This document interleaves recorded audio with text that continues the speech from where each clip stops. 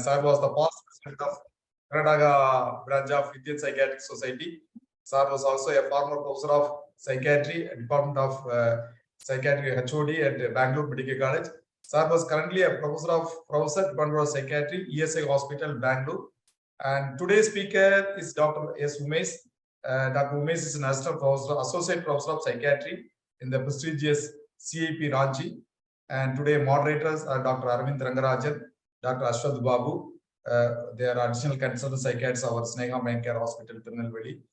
And my dear colleagues, practicing psychiatrists, postgraduates, very good morning to all of you. Indeed, it's a great privilege for me to organize this Evolve webinar. I welcome you all for this Evolve webinar this Sunday. Today's CME is the 9th one in this Evolve monthly series. We are conducting this webinar on every 4th Sunday. There is a overwhelming response and support for this CME across India. And we are choosing a more relevant and PG-oriented topic. And it's also indeed it's a refreshing for the practicing psychiatrists also. Today's speaker is a very eminent personality, Dr. Umesh. And Dr. Umesh is today going to speak about the topic non-invasive brain stimulation, its classification, biological principles, and also current perspectives. And hope this topic will definitely useful to the postgraduates and also the practicing psychiatrists who has been there in the Zoom platform. Now I request Dr. Arvind and Dr. Ashwath to take over this session. Thank you, sir. So, good morning, my dear postgraduates, colleagues, and eminent psychiatrists present here. I'm Dr. Arvind Rangarajan, one of the additional consultant psychiatrists at Sneha Main Care, and I'll be moderating this session along with my colleague. It's my great pleasure to welcome you all for this month's session of Evolve. Very happy to say that Evolve program has been consistently happening since last June with an active participation of postgraduates from all over the country, with around more than 200 postgraduates attending every session. And we are back again this month with a great topic and a wonderful speaker, of which the introduction was given by Dr. Paneerselvam sir. And the introduction of the speaker will be given shortly. Just a few rules regarding the session. I kindly request the participants to keep their mic in mute during the session. Any doubts can be asked in the chat box, can be typed out in the chat box during the session, and the doubts will be answered after the session ends. And during the session, the speaker will be asking a few MCQs, either during the session or after the end of the session, for which the postgraduates will have to type their answers out. The postgraduate who gets the answer correct, the first postgraduate to get the answer correct will be awarded a prize. And I'll announce the winners from the last session.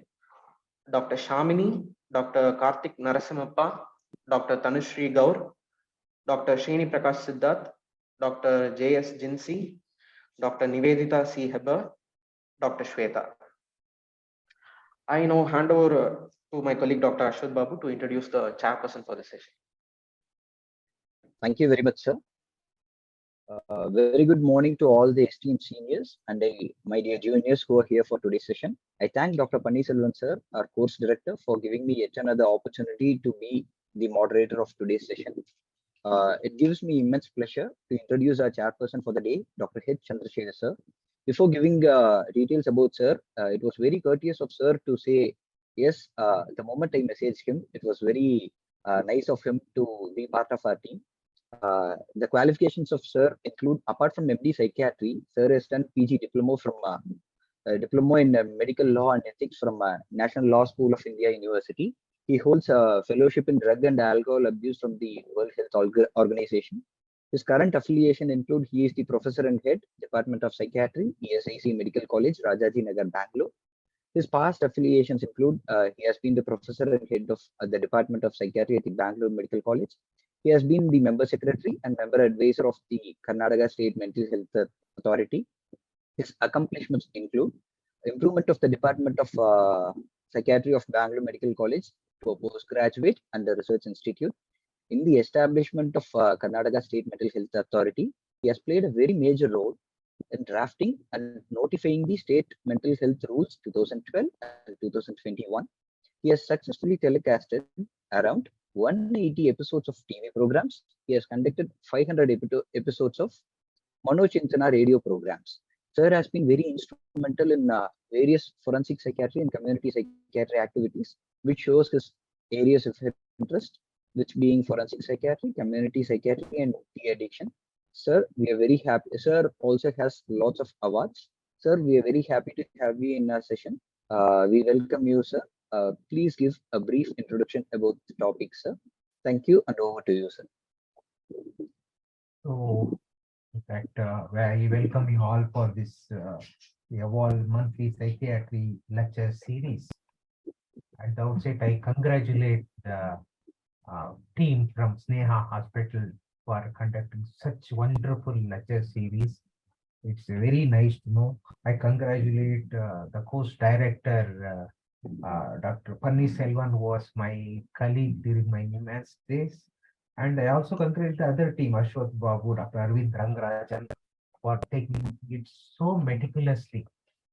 In fact, right away, I would be right. Of course, I'm not the expert in this area. Of course, I have been seen it being used regularly in some of the private as well as our NIBS and other government establishments. Of course, in recent years, this non-invasive brain stimulation in psychiatry has been becoming quite a lot of encouragement. Great attention has been paid to these treatments, and main objective of this treatment is restoring or normalizing function of aberrant brain circuits in order to have a positive impact on the patient's quality of life. These NIBS methods such as transcranial magnetic stimulation, transcranial direct current stimulation have been increasingly used not only for research and also in clinical settings.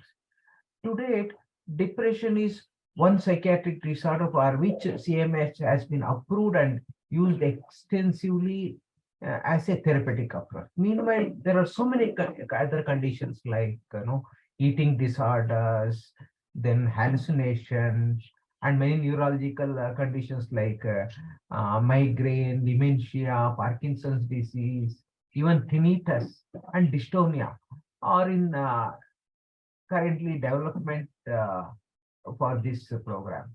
Of course, there are has been a relatively wide interest in clinical applications of NIBS, yet with refinement of techniques, further future improvements of protocols, and the possibility of achieving more prolonged and long-lasting beneficial effects are required. I believe that NIBS will potentially become an approved therapeutic approach for many psychiatric disorders.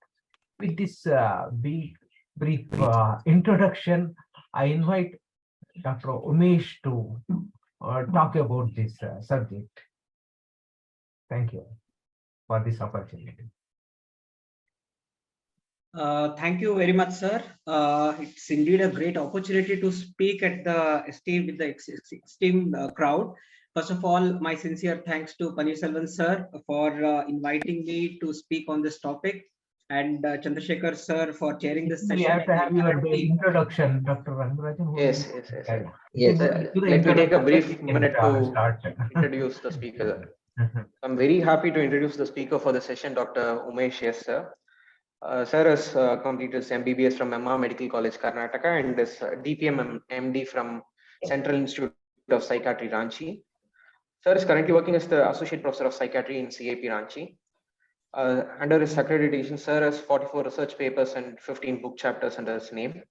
Sir is also the recipient of R.B. Davis Memorial Award, Leela Bhati Bolnath Award, BPSS Award, and PTA Award. His areas of interest are high-resolution EEG in psychiatric disorders, non-invasive brain stimulation, and geriatric psychiatry. Sir, it's my great pleasure to have you here to talk about this wonderful topic. I now hand over the online dais to you for the session, sir. Thank you very much, Dr. Arvind. The topic is non-invasive brain stimulation. As it is very exciting, it is indeed very stimulating enough to ignite the minds of postgraduates, because even when we take classes on non-invasive brain stimulation at CIP with our postgraduates, they in fact are very, very interested. Like they say that isme kaise hoga, how do we go about, what are the important techniques, what are the various techniques that takes place in the management of psychiatric disorders. So I believe that this would be helpful to all the postgraduates. So allow me to share the screen. Yeah, I hope the screen is visible now. Yes, sir, it's Dr. visible Arvind? now. Yes, Yes, sir, it's visible. yes, yes. So I think the entire screen is visible now, not the Zoom screen. No, not the Zoom screen, sir. The presentation is visible. Yeah. Okay, only presentation. Okay. So non-invasive brain stimulation, how do we begin this? So whenever we speak about non-invasive brain stimulation, we talk about neuromodulation. So neuromodulation is rapidly growing field. As you know that of late, there's been a lot of papers on neuromodulation, lot of research.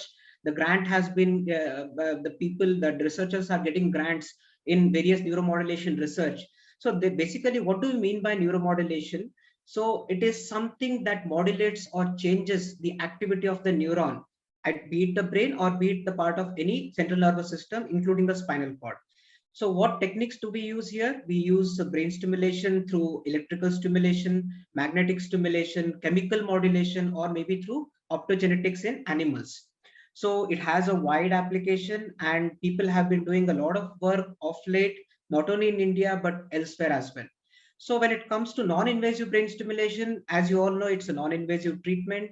Therapeutic utility has been claimed and it is found to be slightly efficacious as compared to the other treatment as well. Lower number of adverse effects, because as we know that the medications or maybe electroconvulsive therapy has been shown to have some of the other adverse effects. So here, when it comes to the adverse events, when it is non-invasive brain stimulation, it is minimum or meager. The therapeutic possibilities are exponentially increasing. As I've already mentioned, it can be used as monotherapy or as augmentation to the existing pharmacotherapy or psychotherapy. So coming to the classification, because as we all know that electroconvulsive therapy has been there for more than 70, 80 years, and it has been widely accepted all throughout the world. But as because electroconvulsive therapy itself is a broad area, so my area would not be covering electroconvulsive therapy. I'm sorry for that, but I'll be covering the other aspects, whereas that is the rTMS, tDCS, and the other new modulation techniques. So when we talk about how do we classify this? So we classify this basically as non-invasive or it could be invasive.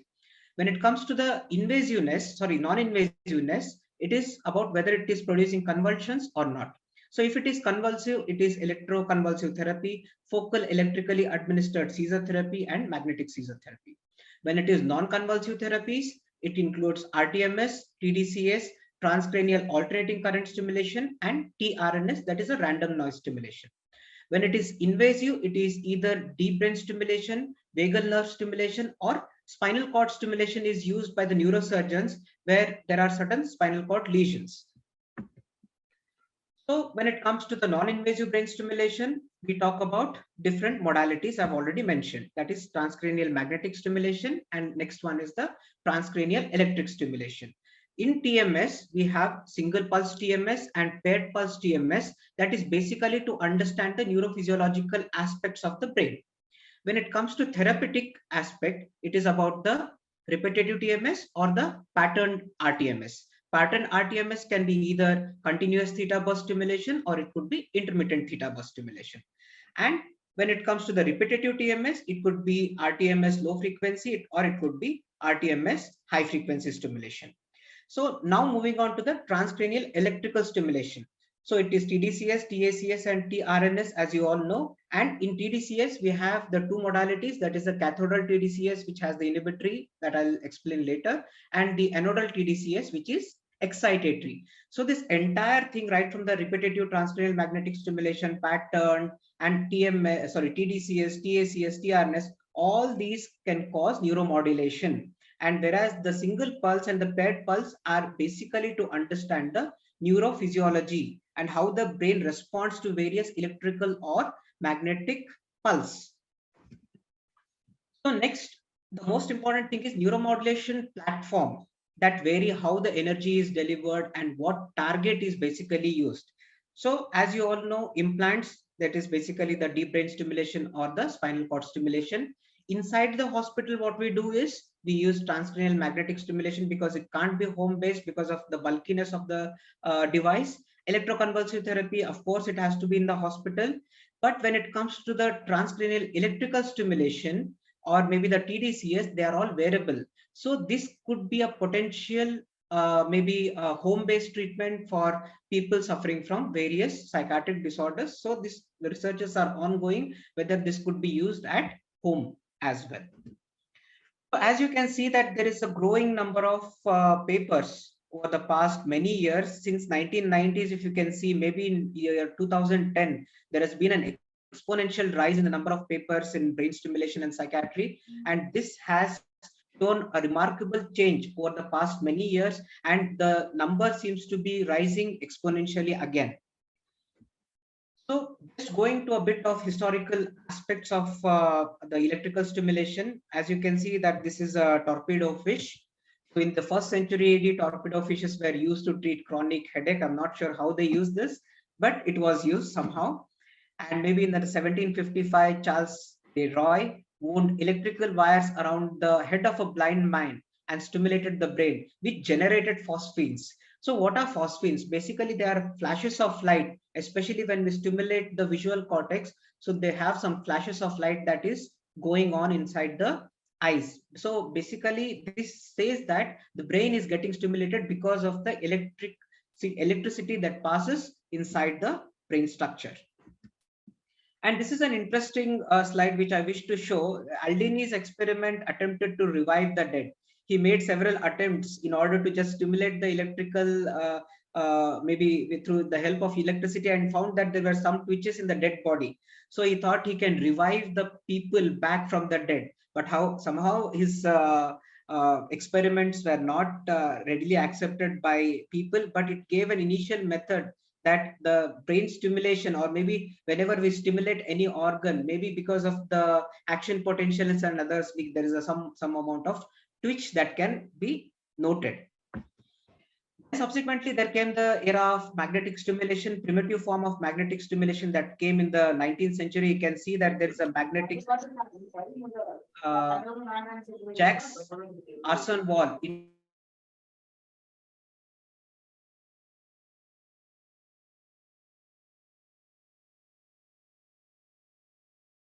Speaker, sir, kindly unmute yourself, sir. Right. Am I audible now? Yeah, now Yes, is audible. Yes, sir. Yes. Okay, towards the right side of the screen, you can see that Dr. Anthony Barker, who was the first person to use a very structured and well-designed device, that is the repetitive transcranial magnetic stimulation through a rounded coil. So this was the first attempt in the 90s to start an era of rTMS treatment, and then it has found to be growing right even till this present year. Sorry, there is some glitch.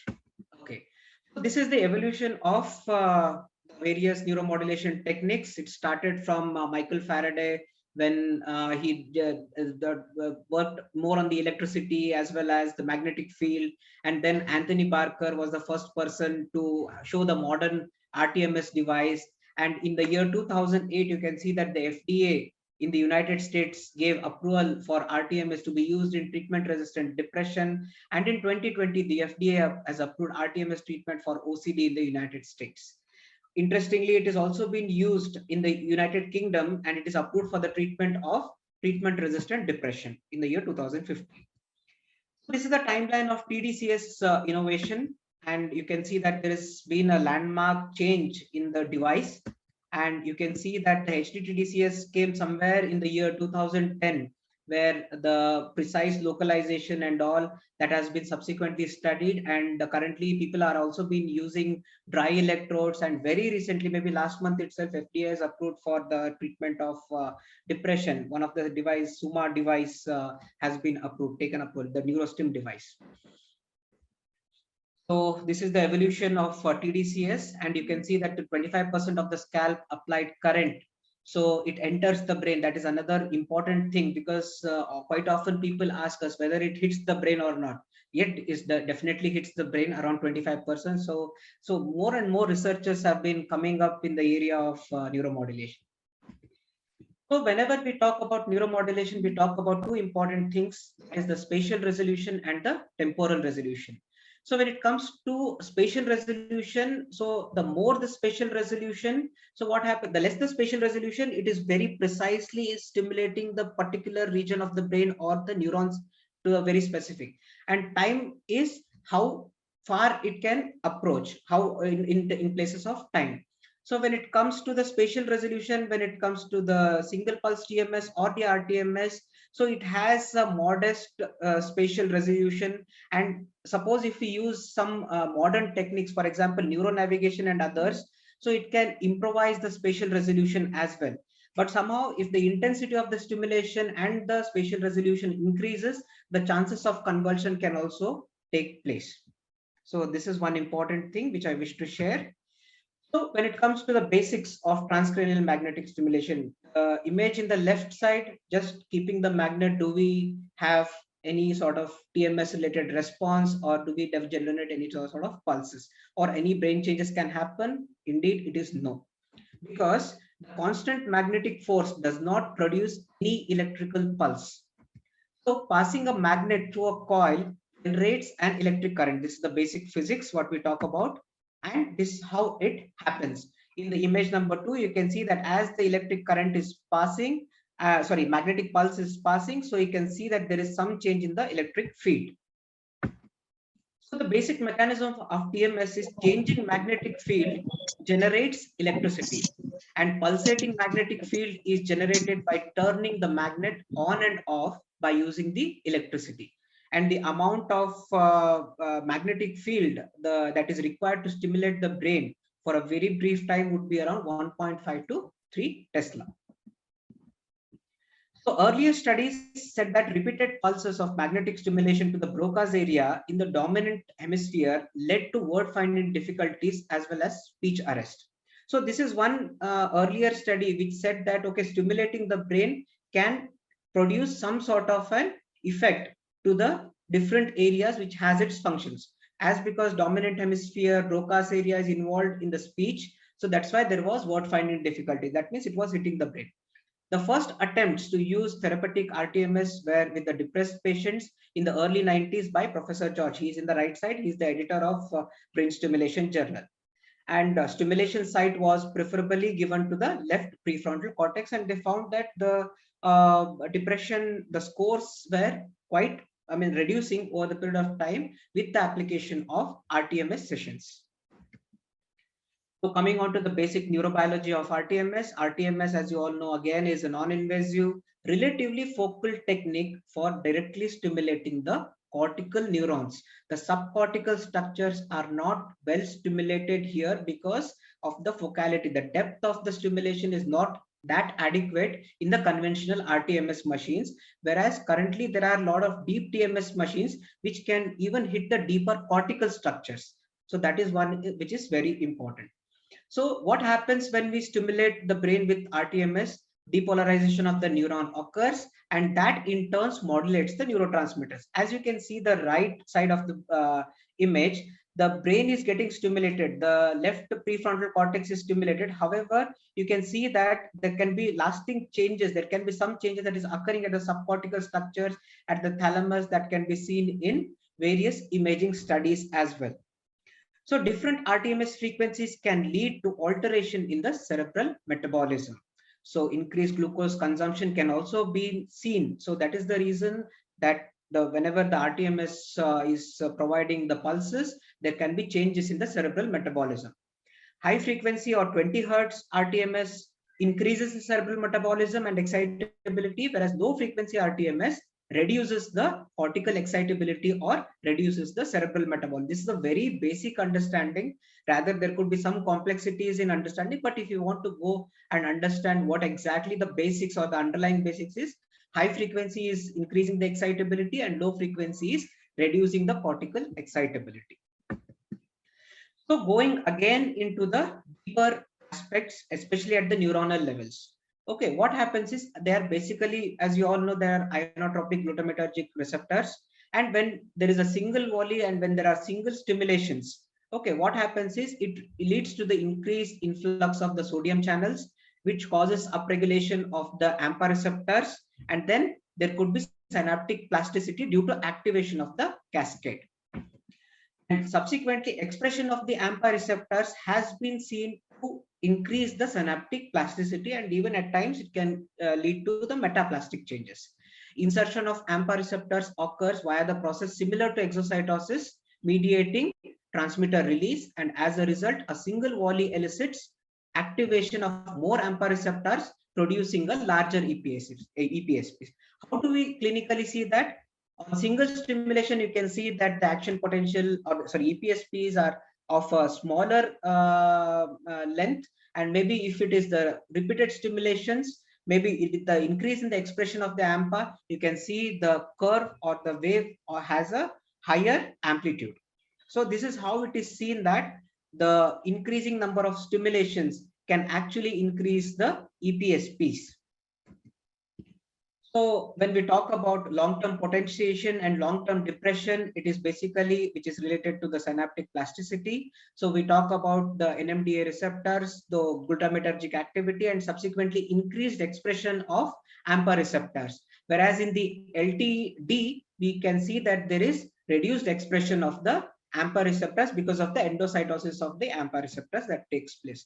So if you can see, this is the very basic understanding of how the LTP and LTD, whether is involved in the learning. The same principles have been used or maybe extrapolated in understanding the mechanism of rTMS as well. So if you go more into the neurotrophins and their systems, so BDNF, brain-derived neurotrophic factors, and tyrosine kinase B system is important for synaptic plasticity, as you all know. And rTMS enhances BDNF and tyrosine kinase B signaling and NMDA receptor tyrosine kinase B interaction.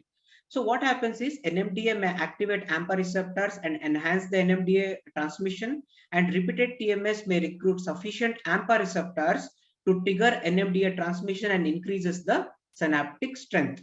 If I am confusing you or if I am not clear, please feel free to interrupt me. I'll be able to explain it again. So TMS modulation of the BDNF TRKB pathway may play an important role in NMDA dependent after effects on synaptic plasticity. So many people ask, like when we provide TMS, so whether it has a short lasting effect or maybe it has a long lasting effect. So repeated number of sessions can have a long lasting effects, but a single session may have a short lasting effect of maybe half an hour to 1 hour. So not more than that. That is why a repeated number of sessions are very important to produce lasting effects in the brain. So there are various rTMS parameters. For example, single pulse and paired pulse basically for neurophysiology, and rTMS, that's a repetitive mode, train TMS, theta burst stimulation, and RAM are basically used for the treatment. Sorry. Okay. So this is an important article. I request all the postgraduate students to refer the Huang article, which was published in the year 2005, which has given a very beautiful explanation about the various rTMS methods, the various patterns. So I am more focusing about the ITBS and the CTBS here. So you can see that in the intermittent theta burst stimulation, there is a frequency of 5 Hertz and pulse per burst is 3 at the rate of 50 Hertz. So intermittent theta burst in a session, around 600 to 900 sessions, 900 pulses are given per session. And ultimately what happens is it increases the cortical excitability. When it comes to continuous theta burst stimulation, it is 3 per at the 50 Hertz and frequency is 5 Hertz. And ultimately it is given at a continuous fashion, and this can cause dampening of the cortical excitability. So based on this, we can generate a lot of protocols. For example, if you want to increase the cortical excitability of dorsolateral prefrontal cortex, left side in patients with depression. So what we do is we provide intermittent theta burst stimulation to the left dorsolateral prefrontal cortex. Suppose we know that the temporoparietal junction or the superior temporal gyrus has been implicated in auditory hallucinations, or maybe the hyperactivity of that is responsible for auditory hallucination. Suppose if we get that in the research paper, so what do we do is, because of its hyperexcitability, we want to dampen that. So what do we do is we provide continuous theta burst stimulation to the temporoparietal junction, left temporoparietal junction. Because of that dampening that can occur, there is reduced auditory hallucination in the patients who are suffering from schizophrenia. This is how we basically try to use the neurophysiological aspect to the bedside. So these are the various TMS coils, and they have different shapes. And based on the different shape, the depth of stimulation are also found. So you can see that the figure of 8 coil has a depth of around 1 centimeter to 1.5 centimeters inside the brain. Whereas when it comes to the H-shaped coils, which is currently used for the treatment of OCD, as well as H1 coil, which is used for the treatment of negative symptoms of schizophrenia and nicotine dependence.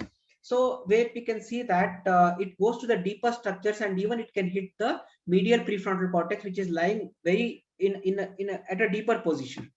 So you can see that the deep TMS can hit to the deeper aspects of the brain, whereas the figure of 8 coils or the circular coil, and they're all stimulating the superficial aspects of the brain structures. So this is again a depth. Conventional figure of 8 coils has around 1.5 centimeter depth, whereas double cone coil and the other coils, the H coils, they have the depth of around 2.5 to 3 centimeters. You can refer to various journals. They have the different numbers that has been shown. So coil positioning and localization is very important. Just stimulating the brain wherever we feel like stimulating will not produce any sort of effect. Even the holding the coil is also very important. It has to be 45 degrees to the sagittal plane. Otherwise, if you do it maybe 55 or 56 degrees or maybe 60 degrees, you may not be able to get the desired effects. So precise coil positioning is very crucial. The spatial resolution, as you know, it is 1 centimeter, and depth penetration is around 2 centimeters. So it has to pass through various number of structures. For example, it has to cross through skin, fat, skull, dura mater, cerebrospinal fluid, then goes to the brain. So it has to be properly positioned. So how do we do that? So figure of 8 coil is used to localize the hotspot in the clinical practice. So coil positioning is based maybe with the help of the anatomical landmarks, or it has to be through the international 1020 system that is used for the standard cranial landmarks used for the EEG recording or the acquisition. And there are different sophisticated techniques that is using neuronavigation techniques, where we use individualized or maybe standard template XYZ coordinates of the brain, and then we ask the patient to sit steady, and then we provide based on the neuronavigation techniques. So conventional neuronavigated strategies, localization of the left M1 hand using the international 1020 system, and then localization using standard function guided procedures. And the other one is frameless stereotactic neuronavigation, which I'm not going to go into the details. So this is the image which shows the neuronavigation. Here we have the infrared cameras, and on the head we can find that the rTMS device, the coil has been placed with the help of a robo, and subsequently through the sensors, initially the neuronavigation, the infrared cameras detect the position, head position, and then based on the individual MRI template, we are able to precisely localize where exactly do we want to stimulate in the brain. So this is the image where we get from the neuronavigated transcranial magnetic stimulation, real time, the position of the coil, estimated electric current, electric field delivered, and then subsequently before that we use the T1 MRI image of an individual, target is locked, and then placement and orientation of the coil is consistent throughout the session. That has to be maintained. So this is the 45 degrees which I was mentioning, the right side middle diagram. So that shows that the 45 degrees is providing the precise stimulation to the motor cortex. So initially what we do, we have to stimulate at a particular intensity. So first we want to understand the stimulation that can produce the motor evoked potentials. So first what we do is we identify the M1 motor area, and the moment we start stimulating, we start from maybe 50, 55, 60, and one point of time there will be a thumb movement of the basically the adductor pollicis brevis. So what happens is whenever we generate, so as because there is generation of the motor evoked potential, we say that the brain is getting stimulated. So then what we do is when we keep it at a orientation of around 45 degrees, the localization is made, and then we find that there is a corticospinal excitability that is occurred, and because of which the MEP is produced.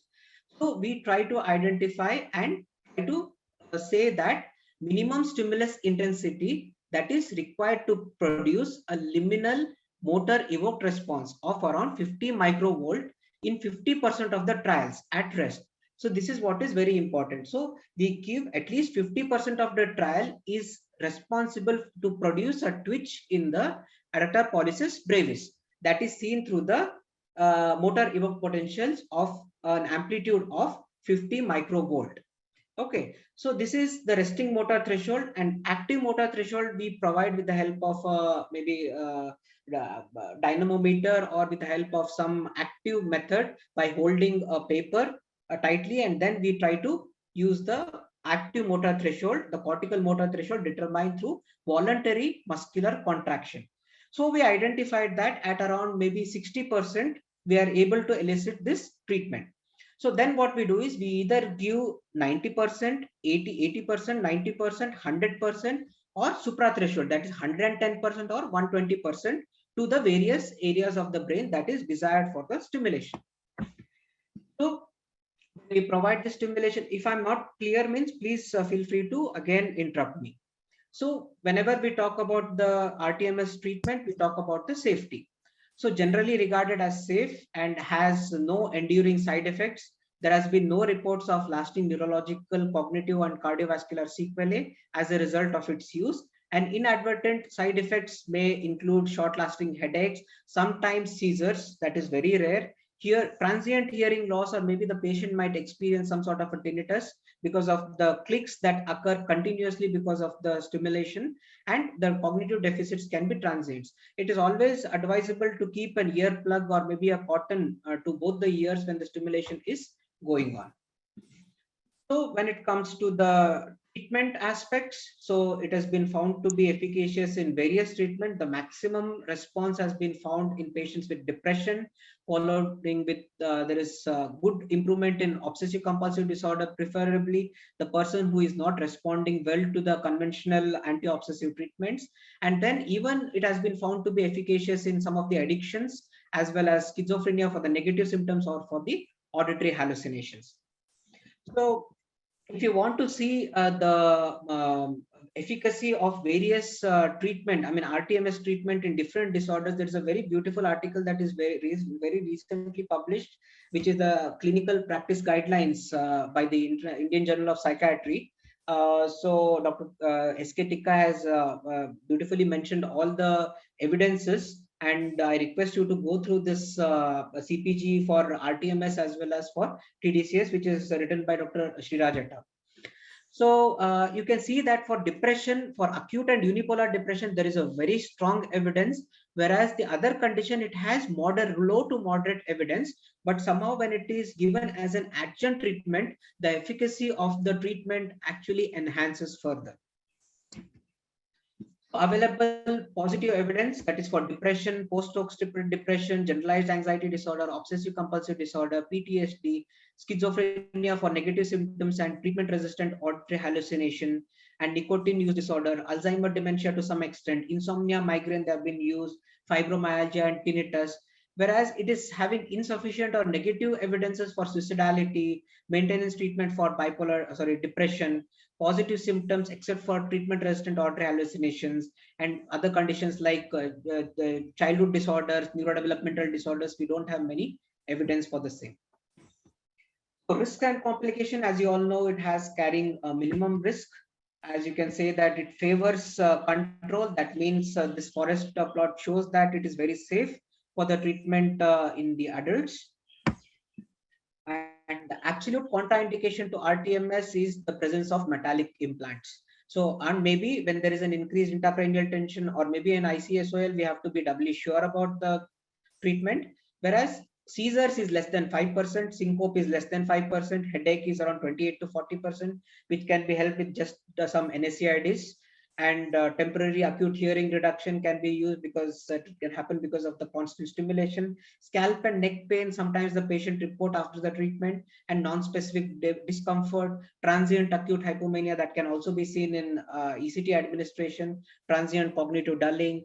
Burns are extremely rare. Maybe the older devices, maybe there was a risk of, but currently because of the standards and all, there are no chances of burns, or maybe histotoxicity are not found yet. So this is about the transcranial magnetic stimulation. Now moving on to the transcranial direct current stimulation. So transcranial direct current stimulation is, there is, as you all know in physics, that there is an anode and there is a cathode, and there is a transmission, there is a current flow of the current from one direction to the another, that is from the positive to the negative. So what happens when these electrodes are placed in the brain? So this is the upper diagram shows the conventional tDCS device, which has a broader coverage of the brain areas. And then there is the HDTDCS, which has focality, increased focality, which is stimulating only a specific region of the brain. So what happens is when the anode is placed over the head surface, so whatever apical neurons, so apical dendrites can cause hyperpolarization, whereas the basal dendrites that cause depolarization. And because of this depolarization, there can be several changes that can occur at the molecular level, as well as it can change the plasticity of that particular neuronal structure.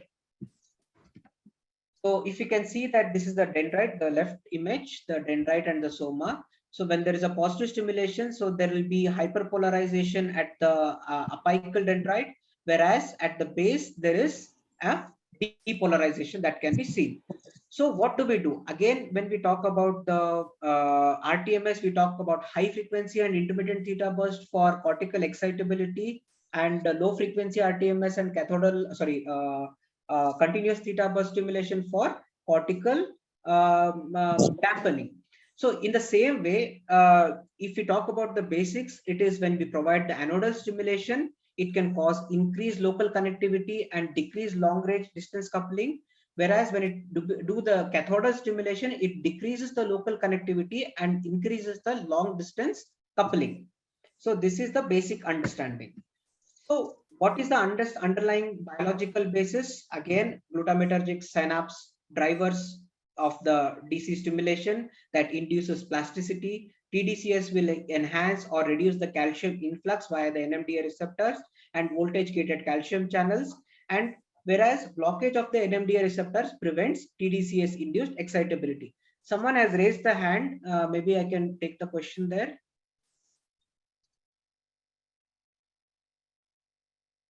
Okay. Anyways, GABA reduction gates glutamatergic plasticity regarding the after effects. So there is always a duration where we want to stimulate. It should not be less than 2 minutes. Optimum would be around 20 to 25 minutes, maybe up to 30 minutes. But even too long stimulation will also not produce any effects. For example, a patient might ask, as I'm getting response at 20-minute stimulation, so can you please increase it to 1 hour so that my effect would be further optimized? Maybe it is not. Maybe one optimal range is there. Only within that optimal range itself, the tDCS effects can be seen. Otherwise, the trajectory can become non-linear if it goes beyond 30 minutes.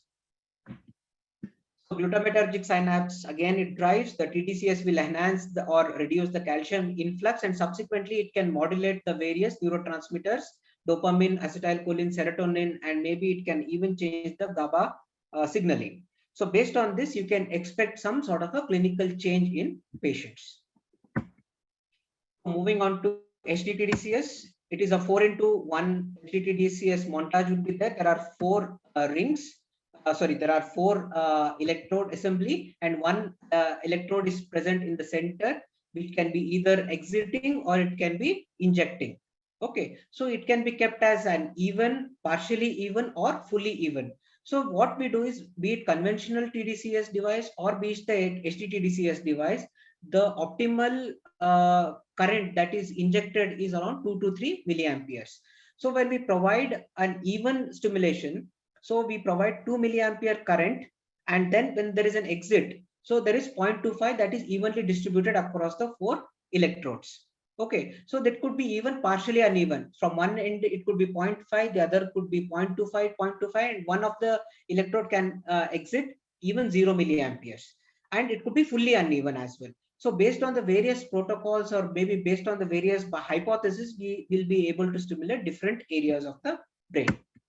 So this is from one of these images from one of our paper, which we used left DLPFC, the F3 region, where we have provided the tDCS stimulation, and we can see that this is the electrical field that is very focal, and we found that there is some improvement in the negative symptoms, especially in the SANS scores over treatment.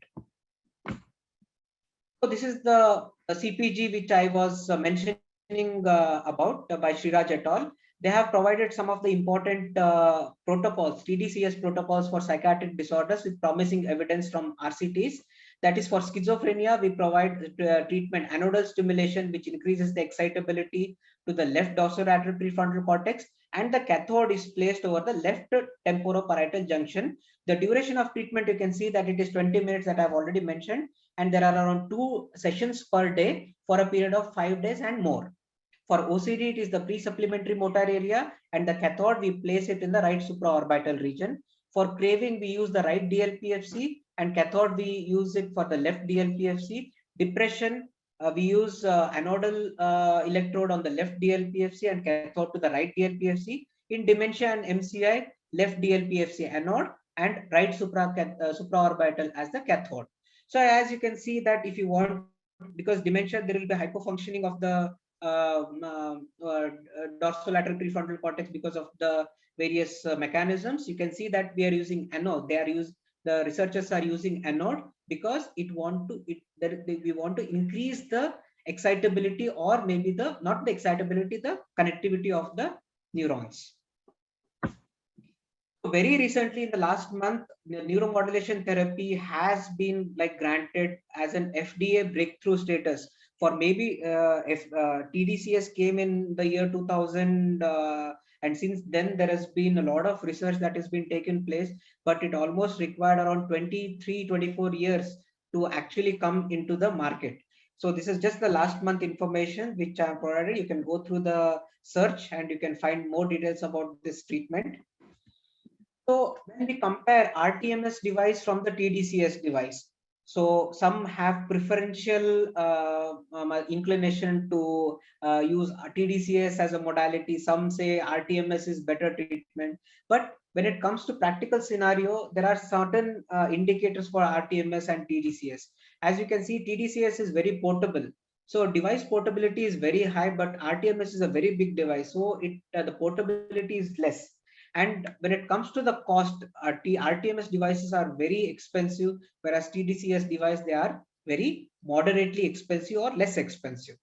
Okay, so when it comes to the biological changes, it seems that both of them are going hand in hand. I'm not sure which one is better in that way. But when it comes to the clinical improvement, current evidence says rTMS, as because the number of RCTs in tDCS are yet to, but people say rTMS is working well, but even the tDCS device say that I am doing pretty well. So when it comes to the clinical potentiation, it is about moderate to high, and tDCS is also moderate to high. So even when it comes to the quality of the response, both the devices can be said that it is going hand in hand when it comes to the response. So this is all about the tDCS device. Just going to the brief details about the the deep brain stimulation. This is not used by the psychiatrist. Basically, this is under the rubric of the neurosurgeons, but we can refer patients who are having treatment-resistant obsessive compulsive disorder or any other treatment-resistant movement disorders, for example, Parkinsonism. So a direct manipulation of the brain takes place because of the invasiveness, and the spatial resolution seems to be very precise here. With minimal invasion technique, it is very important. So no major surgical procedure that takes place in DBS, and it is one of the viable treatment for movement as well as the psychiatric disorders. DBS devices are made up of 3 components, that is the impulse generators, the extension, and the electrodes. Voltage, pulse width, and frequencies are 3 important variables that can be adjusted in the DBS. For example, a possible setting could be 3.5 volts, pulse width of 0.1 milliseconds, and a frequency of 130 hertz. Maybe that could be changing thereafter because this is slightly an older slide. Perhaps you can find newer treatment protocols as well. So this is how the DBS works. There has to be certain on and off between the electrodes. Maybe the electrode 1 and 4 may be on at times, and maybe only 2 and 3 are on. And in the third scenario, all the 4 electrodes are in the on state. So this can directly affect the areas that is getting stimulated. For example, if it's a subthalamic nucleus, so this particular region of the brain is getting sequentially stimulated because of the deep brain stimulation. So DBS has been approved to a number of conditions, for example, dystonia, epilepsy, essential tremors, obsessive compulsive disorders, Parkinson's disease, and treatment-resistant depression. And TRD is again an important area because it is one debilitating condition. Sorry, not a TRD, treatment-resistant obsessive compulsive disorder. Modulating the underlying CSTC circuitry has been found. Maybe stimulation of the ventral portion of the anterior limb of the internal capsule has been found to be very useful in reducing the pill burden related to the refractoriness of OCD, as well as it increases the quality of life in individuals. And high frequency stimulation can cause reversible inhibition. That is what the researchers say about. The other one is the vagal nerve stimulation, where the nerve is wrapped with the stimulator, as well as because of which there can be some changes in the neurotransmitter level as well. So there can be enhanced GABA transmission, because of which even the epilepsy patient who has refractory epilepsy has been found to have improvement with vagal nerve stimulation. So stimulation of the left cervical vagus nerve is used in the commercial devices. Recently in the neuromodulation conference that was held in Mumbai, there were a lot of DBS presentation, and we were fortunate to see the DBS device as well as the VNS device. A battery operated generator is implanted subcutaneously in the left chest wall and is attached to an electrode tunneled under the skin, wrapping around the nerve. So the afferent signals coming out of the vagal nerve relay information to the nucleus tractus solitarius in the medulla, and then it can cause some changes in the signaling and can lead to changes in the neurotransmitter levels. For example, it can cause chronic stimulation, can cause an anticonvulsant effects, maybe by increasing the GABA levels, or maybe it can increase the level of serotonin. So there are so many studies which you can go about to see what exactly the changes can be seen. And there are certain newer techniques, for example, static magnets and FUGs is one important and very new area. Focal ultrasound guided treatment, pulse ultrasound stimulation, transcranial pulse ultrasound stimulation, where frequency about 20 kilohertz at low intensity and low frequency ultrasound stimulation is found to stimulate the neurons in the M1 as well as in the hippocampus of the mice. Very recently, there was a device in the same conference. I was able to see this FUX device. So magnetic resonance guided focused ultrasound lesioning targets have also been seen to target the brain. And even the deeper structures of the brain can be stimulated is what they are currently saying. So based on this, what we identify is for mild to moderately ill, it is advised to provide TMS or maybe tDCS. When it is resistant case or acute severe illness or psychotic depression or someone who has requires acute treatment, ECT is the best, and there is no other treatment that is even near to the ECT treatment. Whereas when it comes to the long or chronically ill, maybe we can use the maintenance TMS, or maybe if there is multimodality resistant, maybe it is advisable to go for the other modalities or the invasive modality, for example, deep brain stimulation. So as you can see that this slide I used years ago as well, where a home-based treatment where a doctor can be seen controlling the stimulation to the person. Maybe in the near future, we can even see that this could be quite possible, and home-based tDCS can be one important area where the person can be receiving treatment. So I'd like to show a small video with the permission of the chair. So maybe it will be around 10 minutes video to show the demonstration of how the rTMS device is used. So sir, can I show the video if the time permits? I think we can show. Okay, sir. Thank you so much. Just unshare for a while.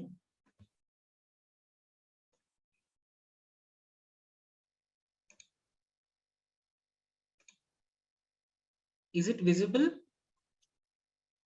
My desktop is Yes, sir. visible. Yes, sir. Yeah, Your yeah, desktop is desktop visible. is Yes, sir, it's visible. Okay.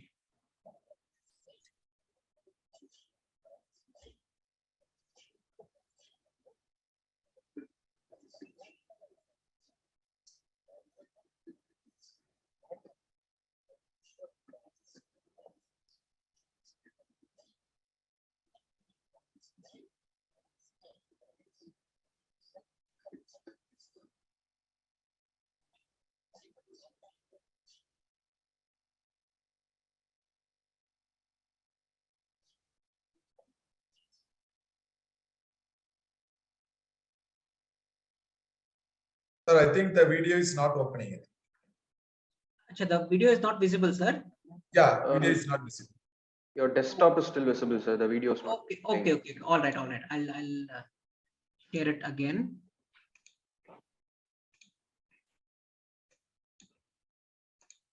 Yes, sir. The video is now visible. Now Yeah, now video it's- is moving. Yeah. Okay.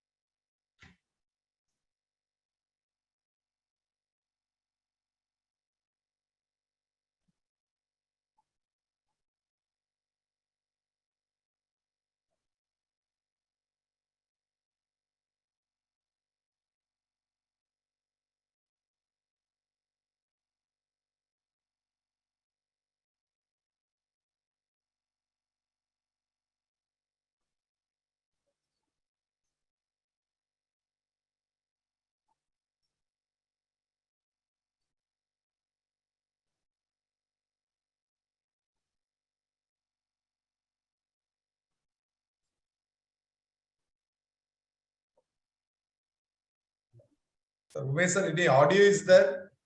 Yes. Audio is coming, sir. Audio is not. Sir, Only we the- are there's we no are audio. just seeing the video, sir. Only video Not is getting the there. audio. Okay. Audio is there, sir. Audio is there. Just 1 second, sir.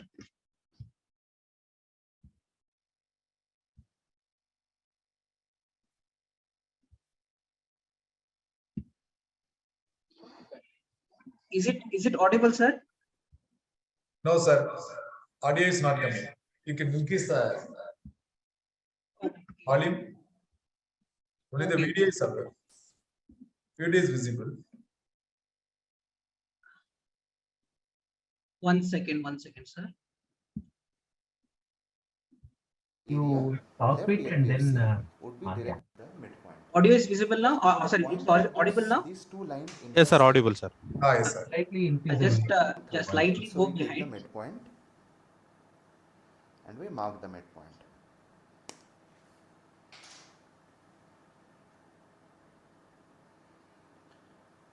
Now after marking the midpoint, we will be measuring from the preauricular area of both the sides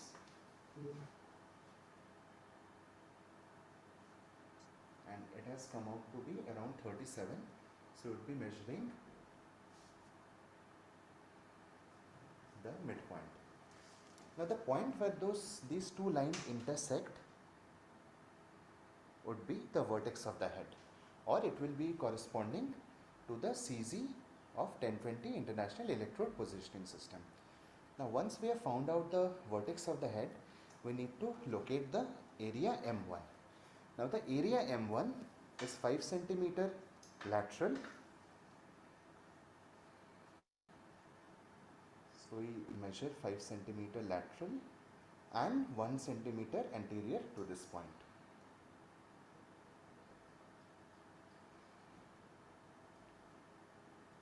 So now we have got the area of M1. Now the site of stimulation for our sessions would be the left DLPFC. Now how to locate the left DLPFC?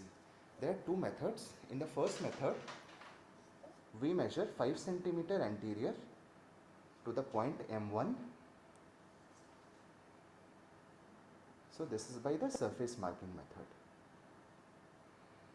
And in the second method, the area left DLPFC would be directly below the electrode F3 according to the 1020 electrode positioning system. But if we measure by the international positioning system, this area is found to be a bit anterior to the position we get from the surface marking.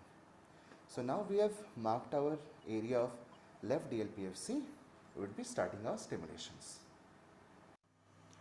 Now we are delivering a single pulse every 3 seconds to observe a twitch in the contralateral hand.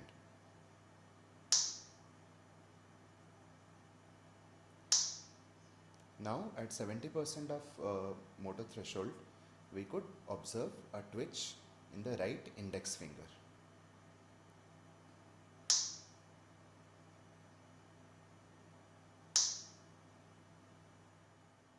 Now what we are doing right now is giving 10 pulses to find whether at least out of 5 times this area is producing a twitch.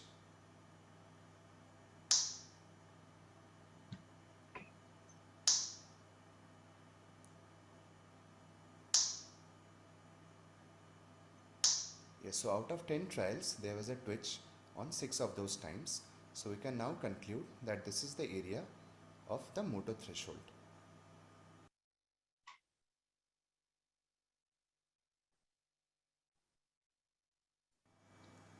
Now we are giving a single pulse to look for the twitch in the contralateral hand. The pulses would be 1 pulse every 3 seconds. Now the stimulator output is at 70%.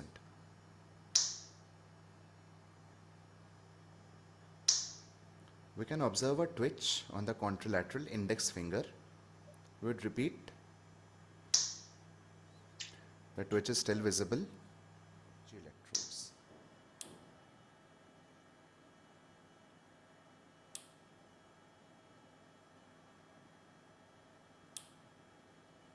As you can see, the display beside the next intensity is changing with each stimuli.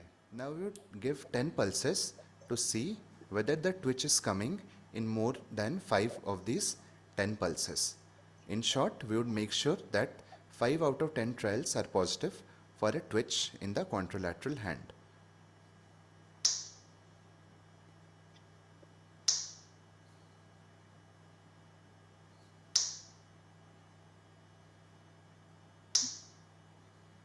As you can see, it's producing a twitch in almost every of our trials.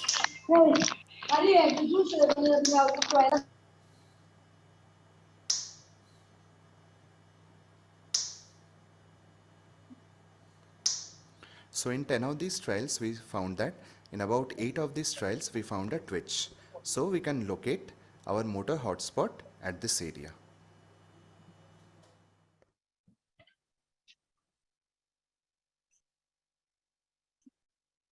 Should we continue, sir? Now, as we are demonstrating a low frequency I think rTMS, we have kept the frequency at 1 hertz. Another 5 minutes, It can sir. be varied according to our need.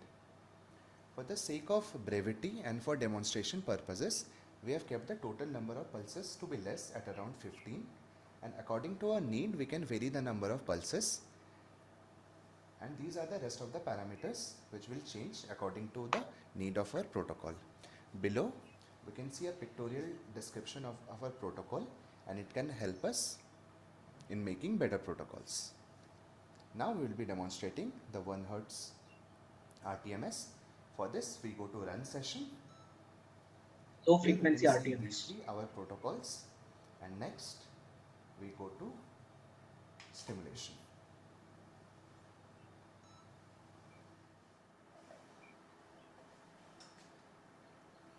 Now in the first place we would be demonstrating low frequency rTMS. Now the position of the coil is very important. The position should be 45 degrees to the sagittal plane, so that the point of stimulation and our area of interest matches. Now we will be delivering our low frequency rTMS.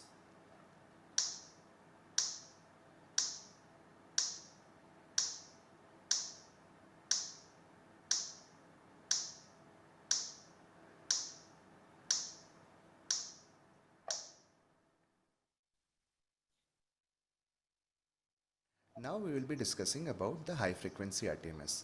Again, going to the repetitive mode, we go to the standard option. Now in the previous video we have seen in low frequency rTMS we had kept the frequency at 1 hertz. In high frequency we can increase it, and we can keep it at anywhere above 1 hertz. It can vary from 5 to 10. So here we would be keeping the frequency at about 5 hertz, and as we can see, according to our need, there are the number of pulses here, and we can increase or decrease the number of pulses, and these parameters will vary. Below we can see the pictorial description, and now we would be running our high frequency rTMS. Now we would be demonstrating the high frequency rTMS. Here our frequency has increased to 10 hertz. Also note the position of the coil is very important while giving the stimulations. Now we would be starting our high frequency rTMS.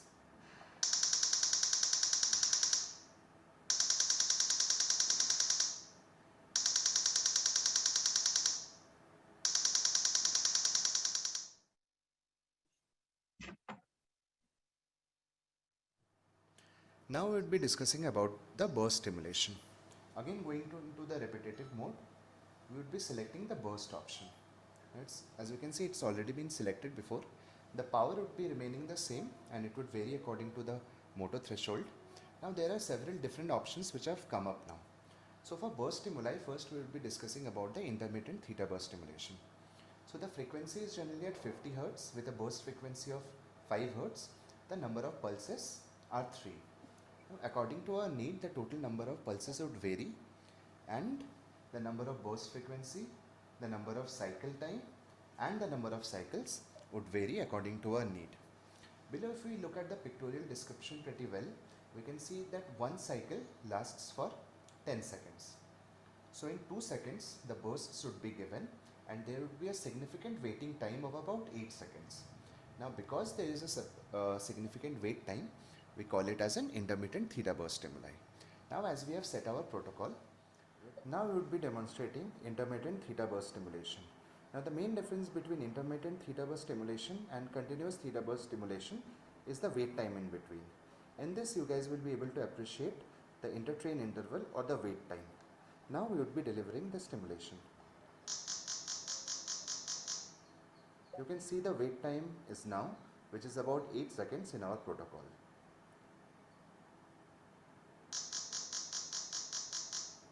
So the bursts are given for 2 seconds, and there is a wait of about 8 seconds before the next burst start.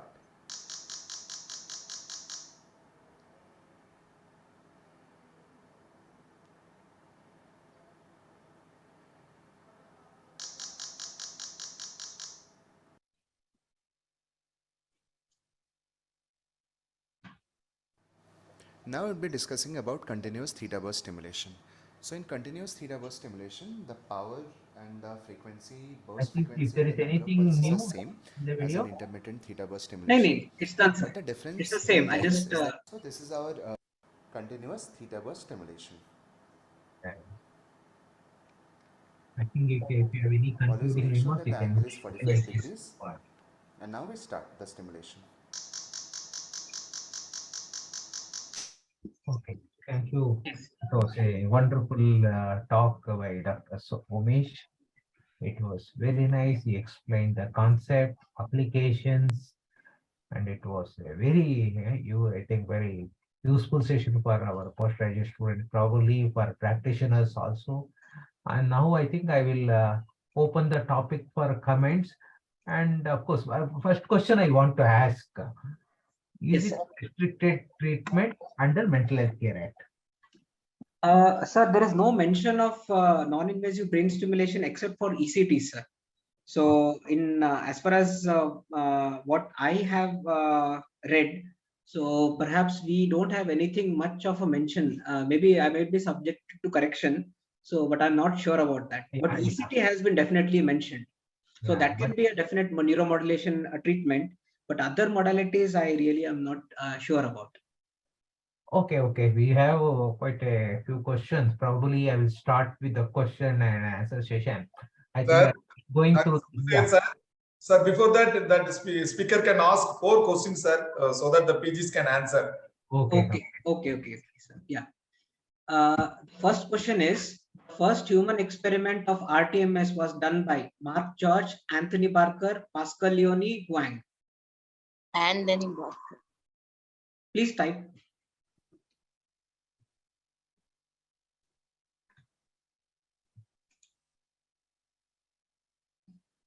Okay. Can I go to the next question? Yes, sir. Yes, sir. Okay, sir.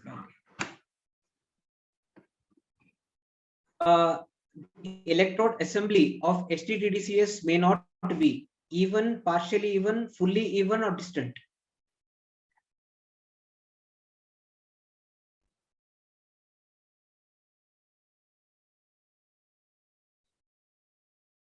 Okay, I got few of the responses. Good. Third question is, a patient with major depressive disorder has failed to respond to multiple antidepressant medications. Which of the following rTMS treatment protocols would be most appropriate for this patient? High frequency rTMS who are the right DLPFC for 10 sessions, low frequency rTMS who are left DLPFC for 20 sessions, continuous theta burst stimulation or left DLPFC for 20 sessions, ITBS or left DLPFC for up to 30 sessions.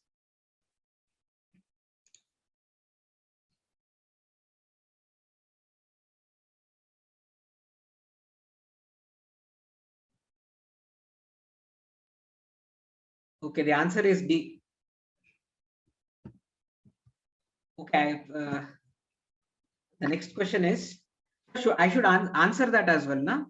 Yes, sir. At the end. Yes, sir. Okay, the first answer is Anthony Barker. The second one is distant. Third one is answer D. And the fourth question is, which of the following statement about tDCS and FDA approval is true? tDCS is not approved for FDA for any medical use. tDCS is approved by the FDA for the treatment of depression. C is for chronic pain and D is for Parkinson's disease.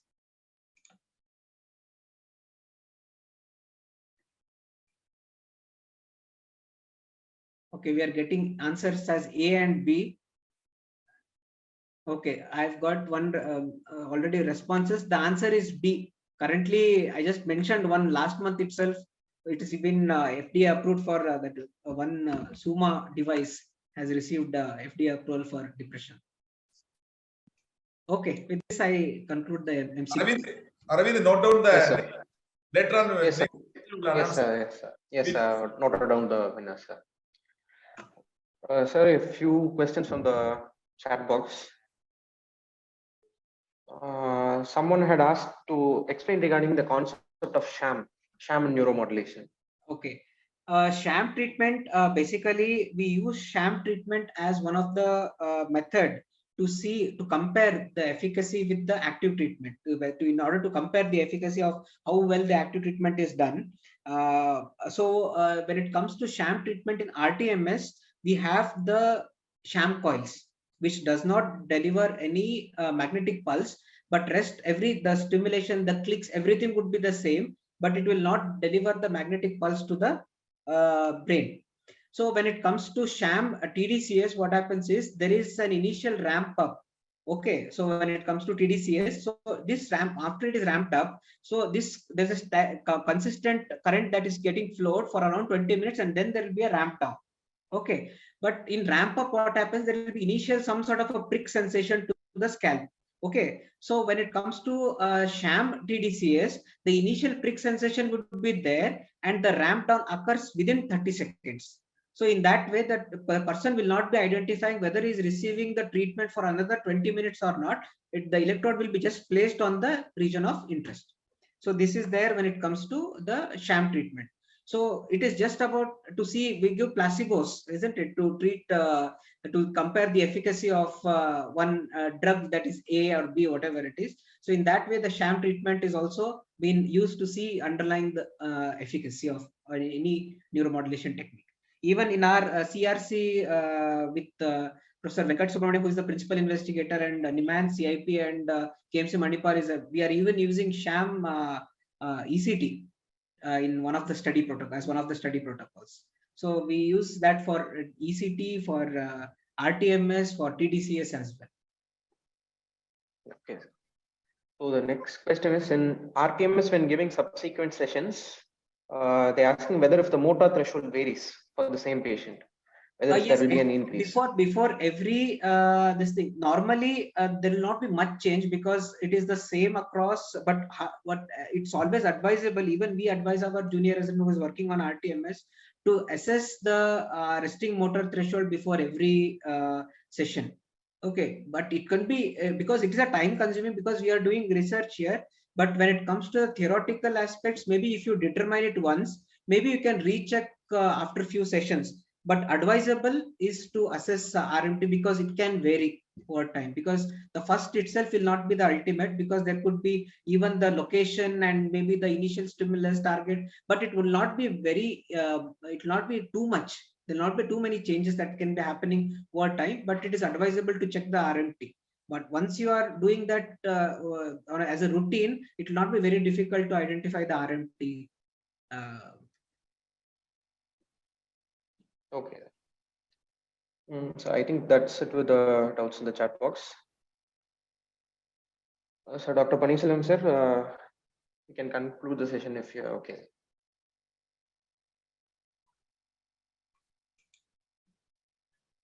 So, Arvind sir, we have another question, sir, from the chat box. oh yes. So the question is, how long will it take for NIBS other than ECT to come into regular practice, in your opinion? Okay, the question is interesting because many of the centers have already started using rTMS as one of the treatment, whereas when it comes to tDCS device, it's only investigational, because until now none of the FDA approval was there for any sort of a disorder. So whatever we did over the past many years, it was just investigational. We used to do it as a part of research. So maybe in the future, tDCS device will also come in the market to see the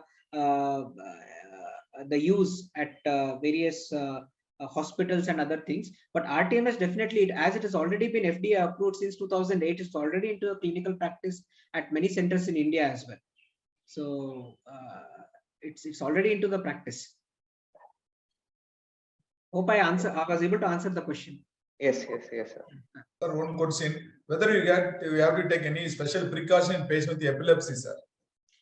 Sir, epilepsy, because it is one conventional understanding that even ECT also, it increases the seizure threshold with increasing number of sessions. So it increases the seizure threshold.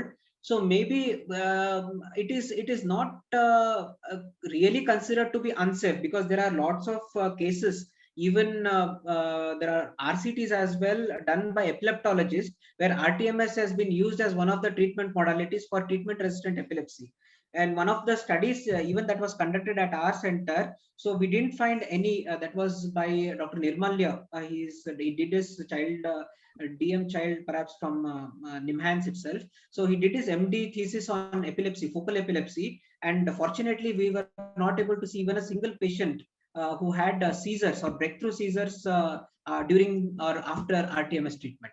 So we have to be definitely careful because it's a chronic neurological condition, but it should not never go in the supra threshold stimulation. It has to be well within maybe 80% or that much can be helpful in order to understand whether there could be some sort of a kindling mechanism, or maybe whether there could be any increase in seizure threshold.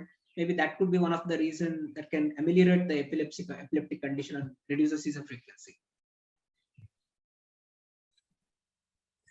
Thank you, Dr. Umesh.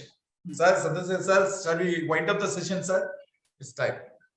Sure. I think I'm very thankful for the opportunity for Pani Selvan and all people from Sneha Center. Thank you. It was very nice. Thank you, sir. Thank you, sir. Thank you, Dr. Umesh, for your wonderful and very informative presentation. It's a very learning experience for the psychiatrists like us also. Sorry that I overshooted the time for maybe 15-20 minutes. So thank you, Dr. Santosh sir, for sparing your valuable time, especially this Sunday to chair this session. I thank my colleague psychiatrists, Dr. Aravind and Dr. Aswath, and all the participants for the patient listening and also participated in the discussion. The YouTube link will be available in the East West Pharma. If anybody want the YouTube link, you can please contact the East West Pharma. They will provide this link. And because the final exam, usually we do it in every fourth Sunday of this award CME, because the final exams is coming probably on May, June, we may skip the session and we'll restart in July, I think. So the subsequent session will be informed soon. My special thanks to the East West Pharma sponsor. With this, I conclude with the East West Pharma vote of thanks. Thank you very much, Doctor.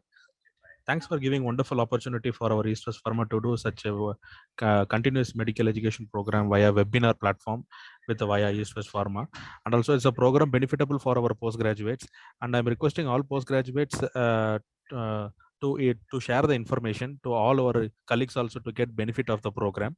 And also moreover, as sir rightly said, any of our doctors require the link of the program, we will post in the YouTube. You can contact us in the East West Pharma. In the chat box, I mentioned my mobile number also and my name also. My name is Naveen Kumar. Thank you very much, doctor, and have a nice day to all. Especially thanks to the course director, Dr. Pani Selvan sir, and thanks to Dr. Speaker, Dr. Umesh, has given a wonderful session for the benefit of our postgraduates, and our moderators also, and especially Dr. Chandrasekhar sir has present valuable time for us. Thank you so much, doctor. Thank you. Thank you. I'll post the name of the winners in the group, sir. Yeah. So you can get the names, Aravind, so that you can, in the next session, we can announce. We'll announce okay, sir. Also. Sure. Okay, thank you. Thank you, Dr. Umesh. I think sir has just left, sir. Sir left. Sir, just Umesh sir is there? No, sir.